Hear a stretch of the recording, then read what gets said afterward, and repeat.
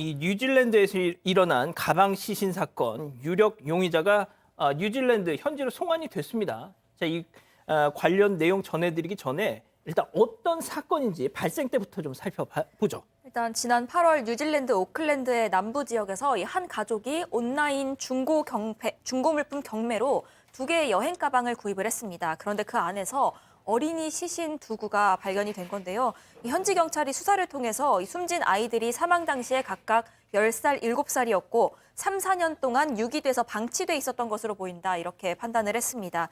이 경찰은 일단 가방을 샀던 가족에게는 범죄 혐의점이 없다고 판단을 했습니다.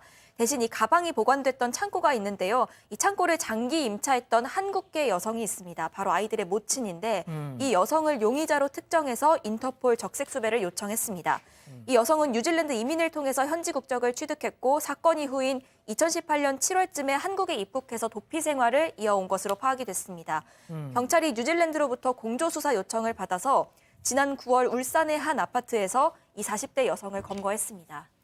자, 그러니까 3, 4년 동안 아이들 그 가방 안에 아이들 시신이 이제 유기돼 있었다는 거를 눈치를 못 챘던 건데 어떻게 보면 완전 범죄일 뻔했던 이거 어떻게 해서 드러난 거죠? 네, 그러니까 이 여성이 그 여행용 가방, 아이들의 시신이 담겨 있는 여행용 가방을 창고에 보관을 한 거예요. 예. 창고에 보관을 하는데 이제 어느 정도 지나서 이 보관료를 내다가 안 내면 이 창고 업체 측에서 빨리 내라 하고 이제 경고 메일을 보내고. 저기네요, 지금 네, 나오는. 맞습니다. 예. 그리고 경고 메일을 보냈는데도 불구하고 한 42일 동안 이제 보관료가 입금이 안 되면 강제 경매에 넘기는 건데 온라인 강제 경매를 통해서 어떤 사람이 이 여행용 가방을 산 거예요. 예. 사서 전 이 사람 또 얼마나 이걸 보고 놀랬을까 막 그런 생각도 세상에. 드는데, 그리고 가방을 이제 받았을 때 이분은 가방 안에 내용을 못 보고 그냥 가방 외관만 보고 이제 중고 물품을 산 건데 그 안에서 아이들의 시신이 나오게 되면서 그러면서 이 사건에 전말이 드러나게 된 겁니다. 이게 3, 4년이니까 뭐 시신이라고 해서 그냥 진짜 사람 모양의 그런 시신이 아니라 백골 상태였던 거죠. 자, 체포 당시 별 다른 저항을 하지 않았답니다. 이후에 울산 중부경찰서에서 서울중앙지검으로 인계가 됐는데 지난 9월 경찰서에서 나오던 이 40대 여성의 모습 함께 보시죠. 혈비 인정하십니까? 왜 울산으로 오셨어요? 혹시 도피 도와주신 분이 계세요? 아이는 왜 살해했나요? 혐의 인정하십니까? 네. 왜 창고에 유기하셨나요? 안 했어요. 세번 말한 거. 예. 자, 이후 뉴질랜드 법무부가 저 여성을 우리나라로 빨리 보내라 이렇게 요청을 한 겁니다. 네, 뉴질랜드와 범죄인도 조약이 체결이 돼 있고요. 당연히 이제 2건의 살해 혐의이기 때문에 양쪽 나라 모두에서 범죄가 된 건 분명하고 또 의심할 만한 상당한 이유가 있죠. 유전자 검사 같은 것도 있고 저 창고를 인도에 있던 사람도 여성이기 때문에 의심할 만한 상당한 이유가 있었기 때문에 서울고등법원에서 인도 청구를 받아들였고요. 현지 시각으로 29일에 뉴질랜드에 도착해서 지금 경찰서 유치장에 수감 중이라고 합니다.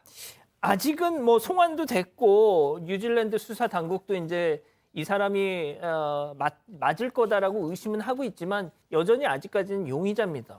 자, 이번 사건 체크포인트 짚어보죠. 애들이 죽었어야 했다. 이게 무슨 말이죠? 이 여성의 남편이자 아이들 아버지가 있습니다. 이 남성이 지난 2017년 뉴질랜드 현지에서 이 식도암으로 사망한 것으로 알려졌는데요. 이 현지 한인회 관계자에 따르면 이 여성이 남편이 사망한 뒤에 심한 우울증을 겪었다는 겁니다. 이 남편 죽음으로 충격을 크게 받았는데 이 주변 사람들에게 아이들이 남편 대신 죽었어야 했다, 이런 얘기를 하고 다녔다는 겁니다. 이웃 주민들은 이 남편 생전에 가족은 굉장히 단란해 보였다고 증언을 했는데요. 아이 아빠가 주로 아이들을 데리고 다녔고 이 여성은 밖에 잘 나오지 않았다고도 했습니다.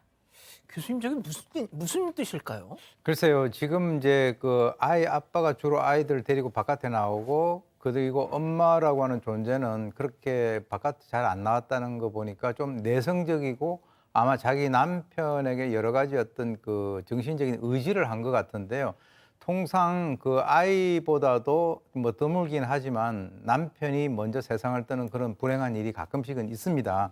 그런데 사실 그런 상황이 되면은 부모의 한 사람으로서 남아있는 아이들을 배우자인 남편을 생각을 해서라도 잘 키우고 있는 그런 것들이 이제 일반적인 어머니들이 대처하는 그런 방법이거든요. 그런데 저런 얘기를 했었다라고 하는 것은 정상적인 어떤 그 심리 상태에서 한 것으로는 제가 보기가 어렵고요. 추정컨대 남편에게 정신적으로 많이 의지를 해서 또 그런 어떤 우울증이라든가 이런 것 때문에 정신줄을 놓은 게 아닌가. 그렇지 않고서야 어떻게 남편 대신에 아이들이 죽었어야 됐다라고 하는 저런 얘기를 갖다가 할 수 있을 것인가. 일반인들은 전혀 이해하기가 힘든 그런 예. 멘트죠. 예.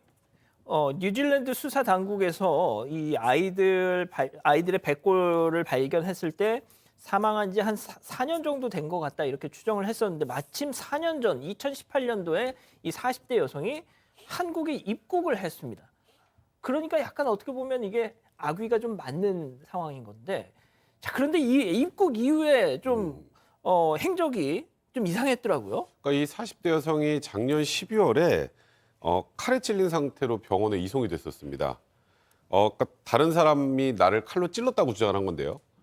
이 여성이 주장을 한 거는 내가 성폭행을 당했고 또 목이 이제 졸려서 이제 막 그런 것도 흔적도 좀 남아 있었습니다. 그러니까 의문의 남성에게 스토킹과 성폭행을 당했다고 주장을 했는데 이제 그럼 경찰은 당연히 이 부분에 관련된 수사를 진행을 할 수밖에 없겠죠. 예. 수상을 해봤는데 수사를 하는 과정에서 의문의 남성의 존재가 나오질 않는 거예요. 그리고 이제 성폭행을 당했다고 하면 보통 이제 성폭행 당했는지 여부와 관련돼서 일단 간단한 검사 같은 것들도 진행을 해야 되는데 예. 그런 검사도 전혀 진행을 하지 않았고요. 그래서 경찰은 이 40대 여성이 자해로 상처를 낸 거다라고 결론을 내렸습니다. 그래서 정신병원에 입원을 시켰는데 이 당시 병원에서 이 40대 여성을 만났던 다른 한 여성이 이런 얘기를 했다고 합니다. 이 40대 여성이 뉴질랜드에서 내가 너무 힘든 일을 겪었다. 나는 절대 다시 돌아오고 싶지 않다. 이런 말까지 했다고 합니다.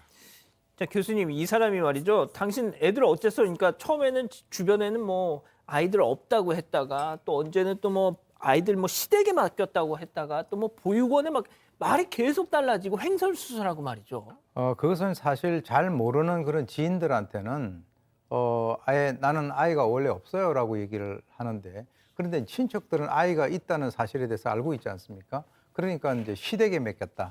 뭐 이렇게 얘기를 하게 되면 뭐 그분들이 확인을 할 수 있는 방법이 없으니까. 그런데 이제 경찰 입장에서는 시댁에 맡겼다라고 한다면 시댁에 확인을 할 것 같으니까 그러니까 보육원에 맡겼다. 이렇게 순간과 어떤 상황에 따라서 자꾸 말이 바뀌는 것은 어떻게 보면은 아이들이 자기 스스로 아이들에 대해서 어떤 위해를 가한 그런 상태이기 때문에 자신의 그 범행을 그 좀 더 은폐하려고 하는 그런 필요성에서 순간순간 거짓말을 한 것으로 그렇게 보입니다. 예. 자, 양 변호사님 일단 저희가 이 소식을 다루는 이유가 이 40대 여성 유력 용의자가 어제 이제 뉴질랜드로 가서 네. 현지 시각으로 29일 낮에 뉴질랜드 오클랜드에 도착을 한 겁니다. 이제 재판이 시작되겠죠? 네. 추가 수사를 좀 해야 할 겁니다. 일단 도대체 왜 이런 일을 저질렀는지, 실제로 이 여성이 한 것은 맞는지, 혹시 도와준 사람은 없었는지, 그렇죠. 또 그다음에 뭐 수법 같은 거, 도대체 왜 가방을 그럼 거기다 그대로 두고 나왔을까? 의문점들이 많지 않습니까? 이 사건과 관련해서 다른 매체에서 이 사건에 대해 이제 뉴질랜드 현지 그 변호사를 인터뷰한 내용을 보니까 네. 그런 것들이 밝혀져서 경우에 따라서는 이제 2명의 아이들을 혹시라도 뭐 좀 잔인하게 해친 것이라면 최소한 17년부터 시작할 수 있다라는 그런 얘기도 있었고요. 정반대로 정신 이상으로 밝혀질 경우에 뉴질랜드에서는 무죄까지도 또 받을 수도 있다라는 얘기까지 좀 상반된 얘기를 했습니다. 그렇군요. 알겠습니다. 좀 계속 지켜보죠. 첫 번째 사건 정리하고요. 아직 안 끝났습니다. 이거 눌러주세요.